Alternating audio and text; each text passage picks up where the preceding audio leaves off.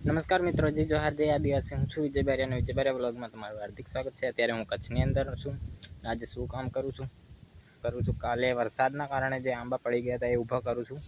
આ જો આંબો ટ્રેક્ટરે બાંધીને ખેંચી અને ઊભા કરું છું. આ આંબો પડી ગયેલો હતો, આ ટેકો મૂક્યો અને હવે ત્યાં રેતી નાખી હતી. હવે એટલે નમે નહીં આંબો અને ટેકો રાખી દે.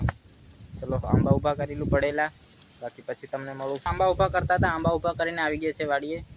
ને હવે આપણે ખડની દવા છાંટીએ છીએ. જો આ બધે તો છાંટી દીધી છે. આ પંપ ભરી લઉં અને હવે આ બાજુ આપણે છાંટવાની છે દવા. તો ત્યાં દવા છાંટી નાખવું, 1-2 પંપ. પછી આપણે કંઈક આંબાનું કટિંગ કરશું ત્યાં પાછળ. તો જો દોસ્તો, આપણે આંબામાં દવા છાંટી છે. નીચે ખડમાં દેખાડું તમને. જો આ આંબાનું થડ છે, આ જામફળનું થડ છે. આ જો જબલા બાંધ્યા છે આપણે જામફળમાં, કેમ કે જામફળ બગડે નહીં એના માટે. આ જો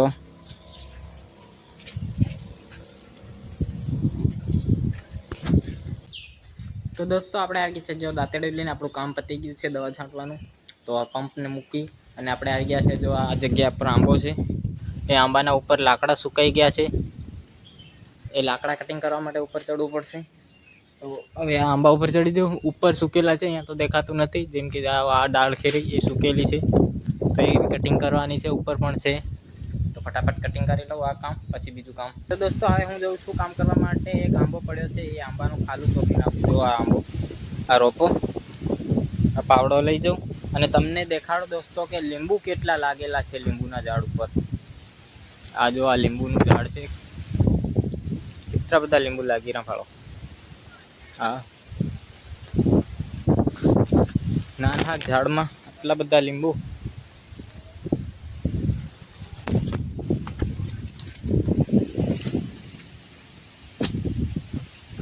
ખાલી નનકા ઝાડમાં આવડા લીંબુ જોત ખતર.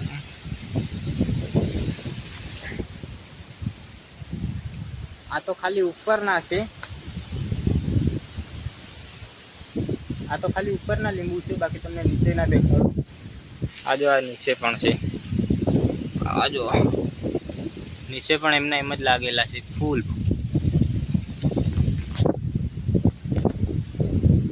આ લીંબુ છે, 1 વર્ષની અંદર લીંબુ આવવા માંડે એ લીંબુ. આનો બધી લીંબુ કરતાં ટેસ્ટ અલગ હોય છે. આવી લીંબુ આપણી જોડે 2 છે. તો દોસ્તો, આપણે આંબો ચોપવાનો છે એ જગ્યા ઉપર આવી ગયા છીએ. જો આ આંબાનું ઝાડ સુકાઈ ગયું છે, તમે જોઈ શકો છો. આ જો આ ઝાડ સુકાઈ ગયું છે, બાકી આપણે આ ખાલું પૂર્યું હતું. અને ઓલું ઝાડ જો ત્યાં દેખાય છે, જો તમને બતાવું. તમે જોઈ શકો છો. જો આટલું ઊંડું હતું ઠેઠ મૂળ, તો પણ સુકાઈ ગયું છે. જો ઠેઠ અહીંયાથી કરી, અમારો હાથ છે ત્યાંથી કરીને આટલું અંદર હતું, તો પણ કેમ આંબો સુકાઈ ગયો ખબર નથી.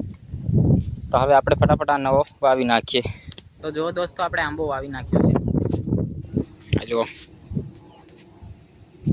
અને હવે તમને દેખાડું, આપણે પહેલાં ચોપ્યા હતા એ રોપા કેવા થયા છે, અને ઝાડ દેખાડું તમને આપણે. તો દોસ્તો, જો આપણી આ ઝાડ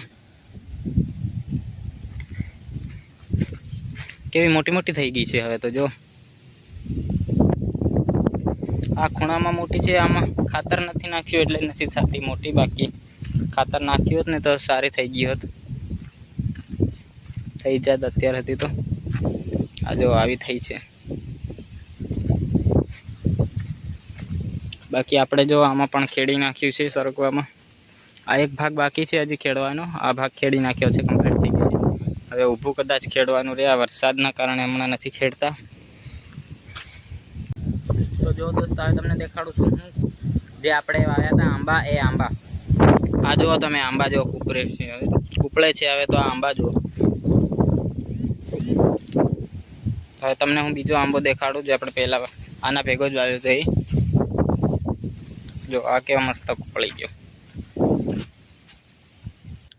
તો દોસ્તો, આપણું હવે આજનું કામ થઈ ગયું છે બધું પૂરું. તો હવે આપણે ગાયોનો ચરો કરીએ છીએ. ખાણ પલાળી નાખ્યું છે. જો તમને ચરો દેખાડું. જો આ ઘાસ ગાયો માટે કેવું મોટું મોટું થઈ ગયું છે, લીલુંછમ.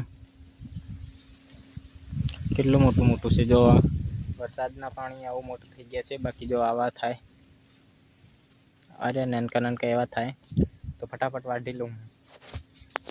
બાકી સૂરજ જો આજે તો